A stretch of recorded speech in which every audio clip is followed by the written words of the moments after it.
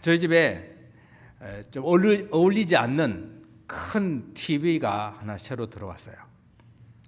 문을 열고 집에 들어가면은 TV밖에 안 보인다고 애들이 놀려요. 얼마나 이렇게 집이 안 어울리게 큰지. 근데 이제 새로운 거 TV가 되다 보니까 좋은 점이 하나 있더라고요. 인터넷에 연결하게 되니까 유튜브를 통해 가지고 24시간 한국 뉴스를 계속 이렇게 실시간으로 들을 수 있어요. 처음에 이렇게 뉴스를 접하니까 너무 좋았습니다. 한국 뉴스를 계속 이렇게 듣게 되니까. 근데 처음엔 좋았는데 이제는 너무너무 싫어졌어요.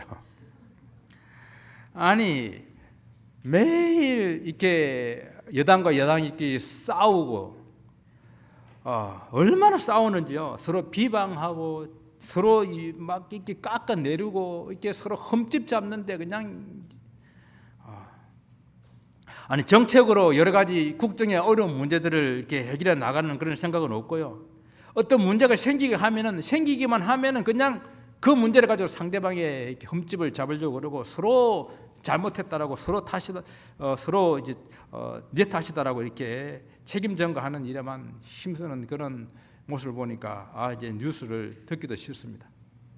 또 뉴스에 가장 이렇게 많이 등장하는 것이 뭔가 하면은 이 악성 댓글 때문에 견디지 못하고 극단적인 어떤 선택을 하는 그런 일들이 자꾸만 이렇게 생겨나고,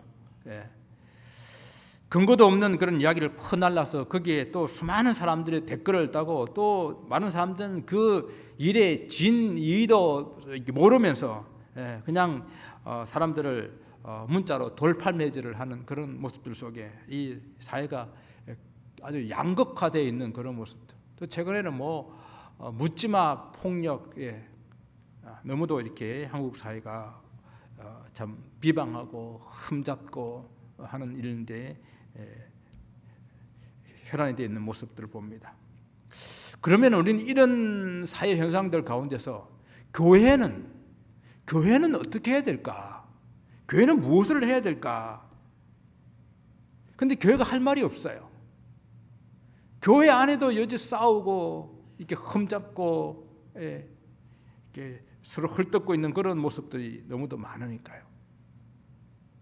그래서 우리 교회들은 늘 이렇게 꿈꾸는 교회가 있는데 그것이 초대교회예요.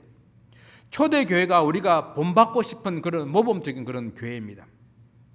오늘날 많은 교회들이 초대교회 정신으로 돌아가야 된다라고 이렇게 외치고 있어요. 그런데 우리가 본받고 싶은 그런 초대교회 안에도 싸움과 다툼의 문제가 있다는 겁니다. 오늘은 그 초대교회 안에 있었던 서로 비방하는 그런 문제가 얼마나 심각했는지 야고보 사도는 제발 교회 안에서 이제 서로 비방하는 문제, 비방하는 일을 하지 말아야 된다라고 강하게 경고하고 있습니다. 우리 교회 안에 이런 비방하는 문제가 많다는 이야기가 아니라 비방하는 문제가 많이 없지만은 그러나 또 우리는 오늘 조금이라도 비방하는 그런 일들이 있다고 한다면 또 이런 문제가 더 큰 문제로 발전돼 가지고 서로 아픔과 상처를 주는 그런 일들로 생기지 아니하도록 오늘 하나님 말씀으로 이 초대교회에 있었던 비방의 문제를 생각하면서 함께 권면을 받을 수 있기를 바랍니다. 오늘 보면 우리에게 말합니다. 비방하지 말라. 이 야고보 서신은 말로 짓는 죄에 대해서 아주 심각하게 다루고 있지 않습니까? 야고보는 이번에서는 비방하지 말라고 이렇게 권면을 하고 있습니다. 이것은 초대교회 안에 비방하는 일들이 있었다라는 것을 의미하는 것이죠. 비방한다라는 이 말은 무엇에 대해서 대적한다, 어떤 일에 대해서 대적한다라는 이 뜻을 가지고 있습니다. 여러분 이제 비방말과 좀 비슷한 말이 있죠. 비난한다, 비평한다, 판단한다 이런 말들도 거의 비슷한 말들인데 물론 엄격하게 따지게 되게 되면은 이 비난한다라는 이 말은 어떤 그런 행동에 대해서 책망하고 나쁘게 이렇게 말하는 것을 말하는 정도라고 한다면은 이 비방은 좀 더 나쁜 의도를 가지고 때로는 사실과 관계가 없어도 남을 헐뜯는 그런 경우를 비방이라고 이렇게 표현하는 거예요. 물론 오늘 보면 성경에서는요, 이 비방한다는 말을 좀 더 포괄적으로 이렇게 넓게 사용하여 가지고 다른 사람에 대해서 적대적인 그런 감정을 가지고 말하는 모든 것들을 다 포함해서 말하기 때문에 비난, 비평, 판단, 뭐 이런 모든 것들을 같은 그런 의미로 이렇게 쓰고 있습니다. 자, 우리가 남을 비방할 때에 비방하는 두 가지 경우를 한번 생각해 보았어요. 자, 첫째는 비방할 때에 사실과 다르게 비방하는 그런 경우입니다. 사실과 다르게. 대부분의 비방이 여기에 속한다고 생각해요. 사람들이 누군가를 비방하는 경우 대부분 이 단편적인 그런 어떤 지식, 어떤 부분적인 어떤 면만 보고 쉽게 판단했을 때에 비방하는 경우들이 많이 있죠. 또 비방이라고 하는 것은 심지어 아닌 사실이 아닌 것을 알면서도 의도적으로 사실을 왜곡하여서 그 사람을 헐뜯는 것, 그런 것들을 비방이라고 그래요. 그래서 비방을 당하는 사람들은 정말 그 마음에 억울한 아픔, 그런 상처를 가질 수밖에 없다는 것입니다. 최근에 미투 운동이 많이 일어났잖아요. 미투 운동이 유행해가지고 옛날에는 좀 힘이 없고 또 용기가 없어서 밝히지 못했던 사실들을 이제 사람들이 힘을 좀 입어가지고 이렇게 많이 밝혀내는 그런 경우들이 많이 있었습니다. 그런데 이것이 너무 남용되는 그런 부작용 또한 만만치 않습니다. 뭐 어떤 어린이집에서 아이가 학대를 받았다라고 하면은 마치 모든 어린이집이 다 아동을 학대하는 것처럼 그렇게 사람들은 생각하는 겁니다. 그래서 나도 혹시 우리 아이도 이렇게 학대를 받지 않았나 막 이렇게 혈안이 돼가지고 억지로 그런 것들을 찾아내려고 합니다. 그러다가 조그만한 어떤 흔적이 나타나게 되게 되면 그냥 마녀 사냥하듯이 이제 세상에 이렇게 알리고 사람을 괴롭히고 이렇게 하는 것입니다. 2020년 6월 세종시 소재하고 있는 어린이집의 30대 보육교사가 스스로 목숨을 끊었습니다. 이는 원화의 그 학부모와 그 조부모가 지속적으로 그를 괴롭히고 그 괴롭힘에 시달리다가 참지 못해서 극단적인 그런 선택을 한 것입니다. 학부모와 이 조부모가 이 교사의 학대를 의심해가지고 어린이집 그 보육실에 있는 그 CCTV를 열람할 것을 요구하고 그것이 이제 괴롭힘의 시초였는데요.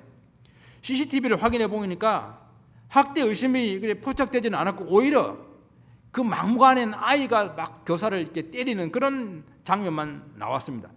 그런데 그것이 확인됐음에도 불구하고 그들은 그 교사에다가 누명을 씌우고 계속해서 찾아가서 폭언하고 폭행하고 그리고 그 사람들에게 이 교사는 아동 학대자라고 이렇게 소문을 거짓 사실을 유포하게 되자 이 교사가 그 어린이집을 그만두고 혼자 이 오랫동안 우울증에 시달리다가 결국은 극단적인 선택을 한 거예요. 이런 일들이 막 퍼지게 됩니다. 2021년 5월에는 경기도 화성시에는 동탄시에 있는 한 어린이집을 운영하는 40대 원장이 극단적인 그런 선택을 했습니다. 이것도 한 맘카페, 그 엄마들이 모여서 하는 그 맘카페, 그 카페에 올라온 아동학대의 그 고발의 글에 대한 것 때문에 시작된 거예요.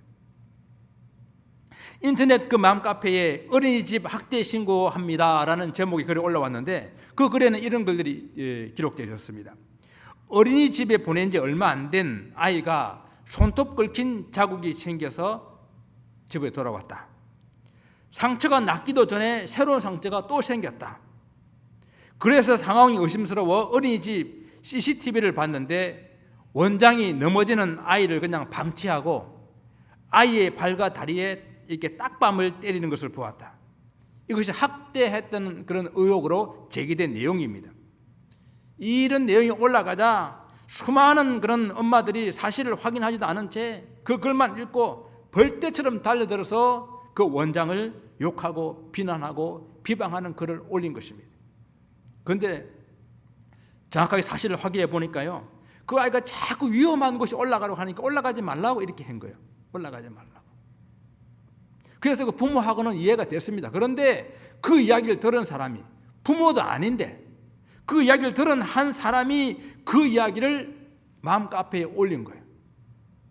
그저 문제가 되니까 그 사람은 글을 내리고 도망가 버렸어요. 사라져 버렸어요. 그럼 어떻게 됐습니까? 그 글 때문에 고통당하던 이 어린이집 원장은 스스로 목숨을 끊어버렸어요. 여러분, 이런 비방당하는 사람의 마음을 우리는 생각해 보아야 됩니다. 혹시 여러분은 모함을 당하거나 억울한 일을 당한 그런 경험이 없었습니까? 여러분, 그때 이거 심정을 한번 생각해 보시기 바랍니다. 정말 죽고 싶을 정도로 괴롭고 어려운 시간을 왜 우리는 또 남에게 그렇게 주어야만 하는지 확인도 하지 않고 그냥 카드라 하는 그러한 사람들의 말만 듣고 그저 비난하고 비방하는 일을 하는 것은요, 죄악입니다. 죄악이에요. 또 우리가 두 번째 생각해 볼 수 있는 것은요, 비방받아도 될 만한 마땅한 일을 한 경우예요. 이런 경우도 많이 있지 않습니까? 그렇죠? 어떤 사람들이 어떤 사람을 비방할 때에 비방하는 그런 이유, 정말 비방당해도 마땅한 그런 경우들이 있습니다. 뭐 이런 경우는 뭐 정확한 의미에서 말한다면은 비난이라고 할 수도 있겠죠. 비난받아도 싸다 할 정도로 잘못한 경우, 뭐 요즘 보게 되면은 뭐 백주대낮에 아무런 이유도 없이 그냥 지나다니면서 사람들을 흉기로 이렇게 찌르는 그런 사람이라든지, 정말 연쇄살인범이라든지, 또 수많은 사람을 죽음으로 내모는 그런 전범 같은 사람이라든지, 뭐 이런 많은 사람들이 비난받아도 마땅한 사람들, 그런 죄가 있죠. 그래서 세상 사람들은 손가락질하고 정죄하고 비방합니다. 그러면 그럴 때에 교회는 어찌해야 되는가? 우리 하나님의 사람들은 어찌해야 되는가 하는 그 질문을 하고 있는 것입니다. 여러분, 사람이 다른 사람을 비방하고요, 비난하는 그 이유를 먼저 한번 생각을 해봐야 돼요. 설사 그 사람이 비난받을 만한, 비방받을 만한 그런 마땅한 일을 했다 하더라도 남을 비방하는 그 마음은 어디서부터 왔는가? 그건 우리 속에 있는, 우리 깊은 마음 속에 있는 죄성에서부터 온 것입니다. 남을 비방하고 비난하고 흠잡고 하는 것들은요, 우리 사람들은 기본적으로 남을 흠담하고 뒷담화하는 것을 좋아하지 않습니까? 남 이야기는 밤을 새워 산다 그러잖아요. 성경에도 이런 말이 있더라고요. 남의 말 하기를 좋아하는 자의 말은 별식과 같아서, 오랜만에 먹는 별식 있잖아요. 별식과 같아서 배속 깊은 데로 내려가느니라. 너무 재밌는 거예요. 그게 우리 사람들의 본성입니다. 그러나 기억하셔야 됩니다. 성경은 우리가 이런 다른 사람을 비난하고 비방하는 일을 버리라고 경고하고 있습니다. 고린도후서 12장에서는 다툼과 시기와 분냄과 당짓는 것과 그리고 비방과 수군거림과 거만함과 혼란, 그런 것들을 우리 속에 있을까? 너희들은 두려워해야 된다라고 말씀을 하고 있어요. 또한 베드로전서 2장 1절에서는 그러므로 모든 악독과 모든 기만과 외식과 시기와 모든 비방하는 말을 버리라고 말씀하고 있습니다. 또 사람들이 비방하는 것을 좋아하는 이유가 있어요. 이런 심리가 있대요. 비방하는 그 순간 자기는 그러한 비방받을 만한 일에서 자유로운 사람이라고 착각을 한다는 거예요.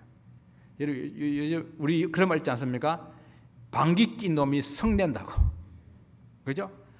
자기가 방귀 끼고 난 다음에 누구야? 누가 방귀 꼈어라고 큰 소리로 막 소리치며 하게 되면은 자기는 방귀를 안 낀 사람으로 사람들이 인정할 거라고 착각하는 것이죠. 다른 사람의 실수나 잘못을 비난하고 욕하는 그 순간, 나는 그 순간에는 절대로 그런 사람이 아니다라고 하는 것을 말하는 것처럼, 다른 사람 앞에서 비난하고 이게 함께 비방하는 그 순간 나는 마치 법이 없어도 살아갈 수 있는 그런 정의로운 사람인 것처럼 이렇게 착각을 하는 그런 심리가 사람들 속에 있어서 사람들을 비방하고 비난하기를 좋아한다는 것입니다. 그러나 그런 생각하는 사람들은요, 우리 주님께서 간음하다가 현장에 잡혀온 그 여인들을 향해서 돌을 던지려고 하는 그 사람들을 향해 하신 말씀을 기억해야 됩니다. 뭐라고 말씀하셨습니까? 너희 중에 누구든지 죄 없는 자가 먼저 돌을 치라. 너희 중에 누구든지 죄 없는 자가. 죄 없는 자가 없습니다. 비록 직접적인 피해를 주지 않았다 하더라도 그것의 사실에 입각해서 말한 것이라 그것이 어떤 사실에 내가 아까 말씀드린 것처럼 그 비난받을 만한 마땅한 그런 일이 있다 하더라도 때로는 나의 원통함과 억울함을 해소하기 위해서 불가피하게 해야 되는 그런 경우라 하더라도 야고보서가 말하는 성경이 말하는 것은 예외 없이 비방해서는 안 된다. 즉 교회는 즉 하나님의 성도들은 비방받을 만한 잘못한 그런 경우가 있다 하더라도 그 사람에 대해서 함부로 욕하고 손가락질하고 비방해서는 안 된다라는 겁니다. 더군다나 이 오늘 야고보서는 누구에게 기록하고 있는 책입니까? 초대교회 성도들에게 주시는 말씀이잖아요. 교회 안에서 성도들 간에 서로 비방하면 안 된다라는 것을 강하게 우리에게 경고하고 있는 말씀입니다. 우리가 잘 알고 있는 이야기지만은 우리 다시 한번 생각해 봅니다. 왜 우리는 교회 안에서 우리는 형제들끼리 서로 비방하면 안 됩니까? 비방하지 말아야 되는 그런 이유가 무엇입니까? 우리는 그리스도 안에서 한 형제, 한 자매, 즉 우리는 가족이기 때문입니다. 성도들이 우리가 비록 혈연적으로 이렇게 맺어진 그런 관계는 아니지만은 이 세상의 이 혈은 피보다 더욱더 강한 예수 그리스도의 보혈로 맺어진 하나님의 자녀, 즉 형제 자매들이 아닙니까? 야고보는 앞장에서 좀 이제 과격한 그런 호칭을 썼거든요. 세상의 지혜나 이 땅의 지혜로 살고 있는 사람들 향해서 야고보는 좀 강하게 간험한 여인들이여라고 이렇게 말했어요. 또 죄인들아 두 마음을 품은 자들아 손을 깨끗이 하라. 죄인들이라고 말했습니다. 두 마음을 품은 자들이라고 말했어요. 그러나 야고보서 전체에서 또 성경 전체에서 성도들을 부를 때 어떻게 부릅니까? 형제들아, 사랑하는 형제들아, 형제들이라고 부르고 있는 것입니다. 오늘 다시 야고보는 이 본문을 쓰면서 형제들아라고 부르면서 성도라고 하는 것은 그리스도의 보혈로 한 형제 자매된 것을 강조하고 있습니다. 그리스도의 보혈로 형제 자매된 성도들의 관계는 참 좀 특이하다, 특수하다라고 우리가 볼 수 있잖아요. 여러분 실제적으로 육신의 형제들보다도 때로는 더 많은 시간들을 공유하고 더 많은 이야기들을 공유하고 더 많은 우리가 이렇게 함께 나누는 그런 특이한 공동체 아닙니까? 여러분 그 가족들, 친척들 1년에 몇 번 만났어요? 1년에 통화 얼마나 자주 하세요? 그래 이 성도들은 그리스도의 보혈로 한 형제 자매는 이 성도들은 매일 만나는 분들도 있고 매주 만나고 돈 주는 것도 아닌데 돈 내가면서 이렇게 만나가지고 특이한 관계, 세상 사람들이 이해할 수 없는 그런 관계예요. 성도가 서로 가족이기 때문에 윤리적으로 옳고 그름을 따져서 시시비비를 가리는 그런 상대가 우리는 아니라는 거예요. 용납하고 허물을 덮어주는 그런 관계라는 것입니다.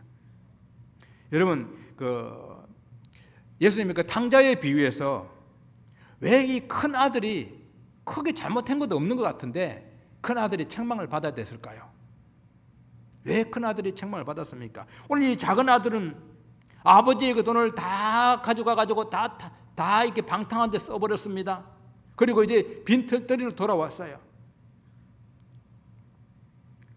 큰 아들은 아버지 옆에서 열심히 일을 하고 아버지의 그 값을 이어받아서 수고했는데 왜 큰 아들이 욕을 먹습니까? 비록 그 작은 아들, 그 동생이 아버지 돈을 다 탕진하고 돌아왔지만 가족이기 때문에요. 가족이기 때문에 그를 받아줘야 되고 가족이기 때문에 그가 잘못했지만은 허물을 덮어주고 마치 죽었다가 다시 살아난 그런 아들처럼 그런 동생처럼 다시 일어날 수 있는 기회를 줘야 되는 가족이기 때문에 그 이야기를 하고 있는 것입니다. 동생이 잘했다는 이야기가 아니에요. 잘못했어요. 잘못했음에도 불구하고 가족이기 때문에 그가 다시 재기할 수 있도록 길을 열어줘야 된다는 것입니다. 물론 그렇다고 교회 안에서 형제 자매가 어떤 잘못을 하고 범죄하는 것을 아무런 판단하지 말고 무조건 감싸줘라, 그런 이야기는 아닙니다. 잘못된 것을 지적하고 깨우쳐 줘야 하지만요, 그것이 비방하고 비난하는 그러한 모습이 되지 않도록 해야 된다는 거예요. 올바른 판단에 따른 그런 조언이 되고 충원이 될 수 있도록 정말 가족 같은 그런 마음을 가지고, 오늘 이 탕자의 아버지 같은 그런 마음을 가지고 대해야 된다라는 이야기입니다. 우리가 다 부족하고 연약하기 때문에 누구든지 잘못된 길 실수할 수 있지 않습니까? 목회자도 잘못되고 실수할 수도 있고요, 장로님들도 권사님들도 잘못되고 실수할 수 있습니다. 우리 모든 사람들이 다 잘못된 길로 갈 수 있는 그런 가능성이 있는 연약한 사람들입니다. 이 세상에 완벽한 사람이 어디 있습니까? 다 우리는 죄인이기 때문에 그렇습니다. 형제 자매가 잘못된 길을 가는 것을 보았을 때에 그저 침묵하는 것, 그것은 정답은 아닌 것은 알아요. 그러나 조언하고 충원해야 되지요. 그러나 그때에도 명심해야 할 것은 정말 마음의 진심을 다해서, 정말 그 마음에 사랑하는 마음을 가지고 그렇게 말을 할 수 있어야 한다는 이야기입니다. 그래서 생각하고 또 생각하고 기도하고 또 기도해서, 그래서 조심스럽게 말을 해야 한다는 것입니다. 그래서 주님께서 마태복음에서 형제가 내게 죄를 범하거든 어떻게 하라고 그랬습니까? 막 떠벌리지 말고, 막 알려버리지 말고, 너와 그 사람 둘만 만나서, 먼저 둘만 만나서 그 사람에게 조심스럽게 권해야 된다고 말합니다. 그래도 듣지 않으면 두세 증인을 데려가 가지고 이야기하고, 그래도 듣지 아니하면 교회에 말하고, 그래도 듣지 아니할 경우에 이방인으로 여겨라. 그러니까 이렇게 하라는 이야기는 함부로 비방하지 말고 함부로 하지 말라라는 그런 말씀이죠. 생각하고 또 생각하고 기도하고 또 기도하고, 그러고 난 다음에 조심스럽게 해라는 이야기입니다. 여러분, 비방하는 것은 믿지 않는 사람들의 특징이에요. 하나님을 모르는 사람들의 특징입니다. 이것은 죄의 특성이고 구원받기 전에 혹 우리들의 삶의 모습이었는지 모르겠습니다.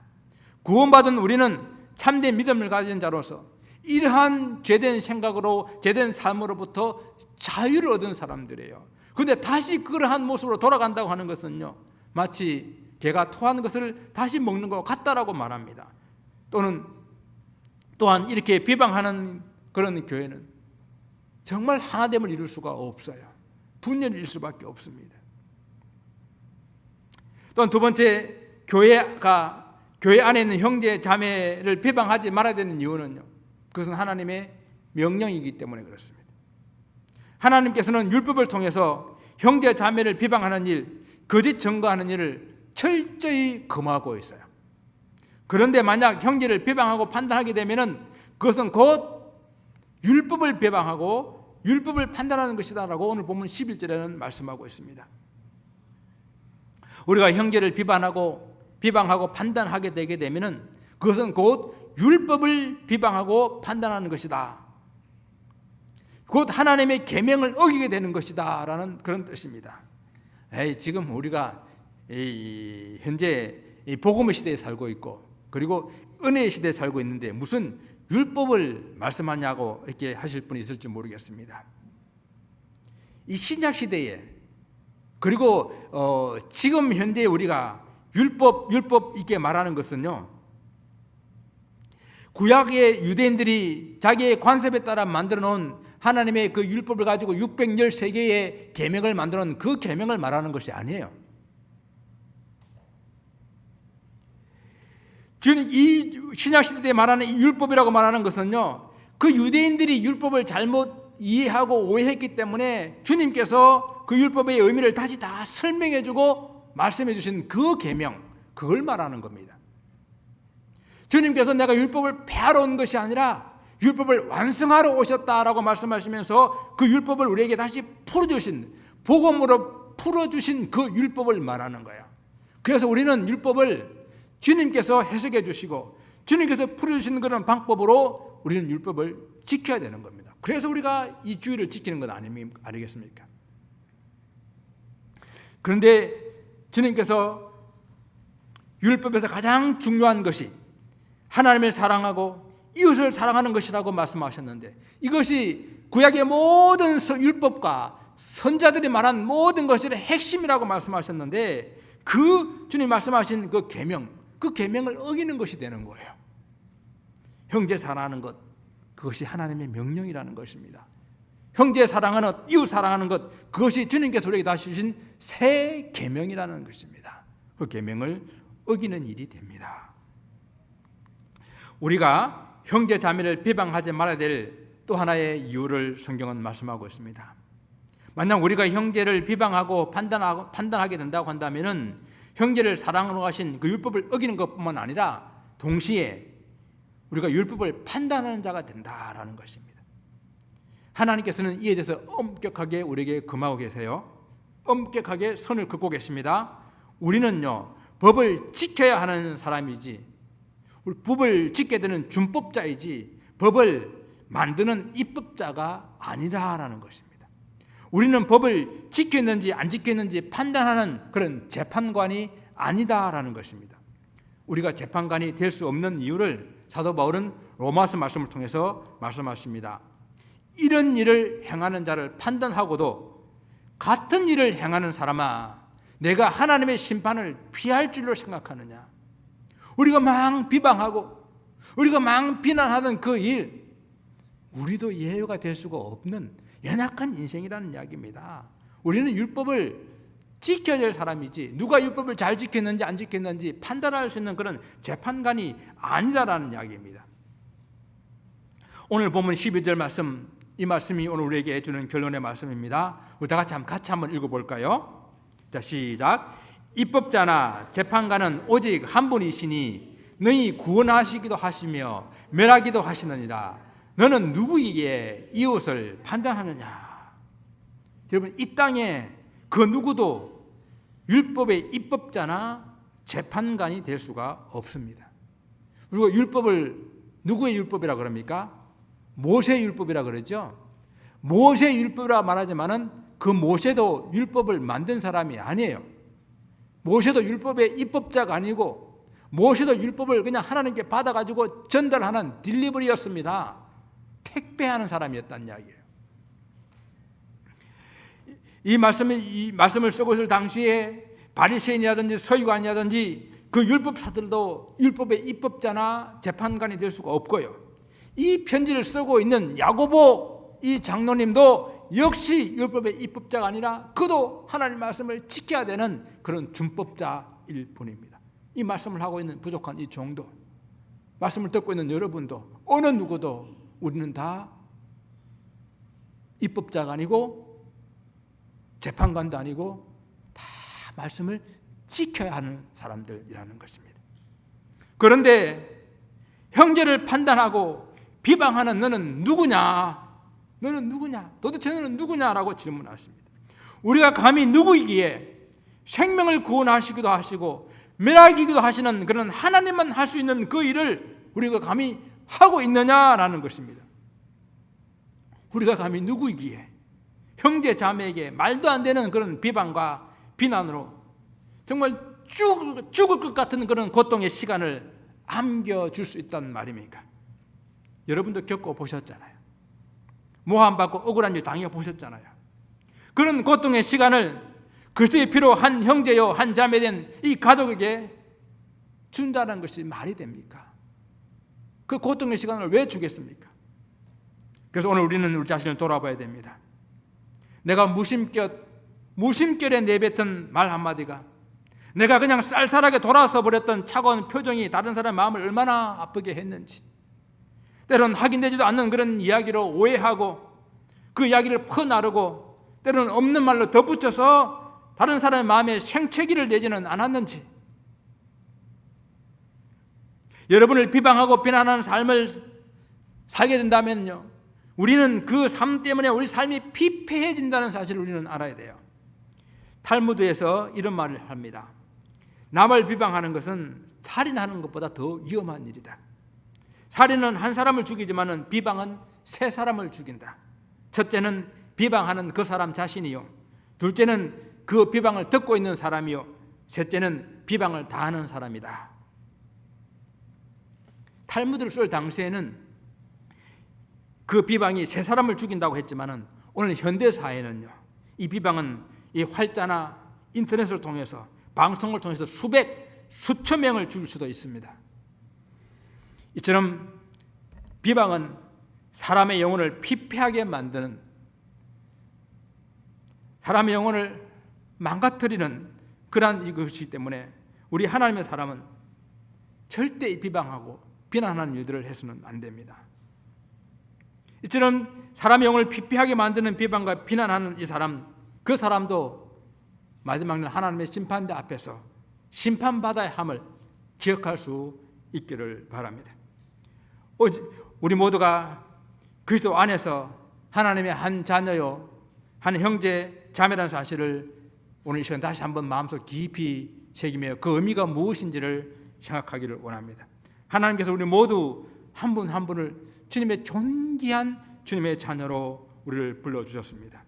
같은 형제와 자매를 비방하는 그런 옛사람의 모습에 우리는 다시 빠져들지 마시기를 바랍니다. 우리가 기억해야 될 것은요, 우리 모두가 다 하나님의 말씀을 지키며 준행해야 될 사람이라는 사실입니다. 말씀을 듣고 삶으로 실천해야만 합니다. 내가 하나님의 계명을 묵묵히 지키며 준행하는 일에 대한 판단과 심판은 오직 우리 하나님 한 분밖에 하실 분이 없습니다.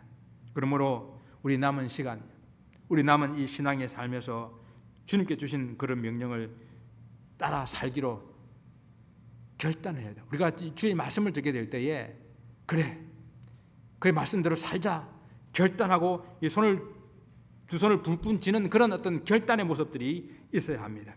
주님께서 우리가 서로 사랑해라고 말씀하고 계십니다. 서로 용납하라고 말씀하십니다. 이번 한 주도 이 주신 말씀 가지고 서로 용납하고 사랑하는 그런 성도의 삶을 사시기를 다시 한번 주님 이름으로 축원을 드립니다. 기도하겠습니다.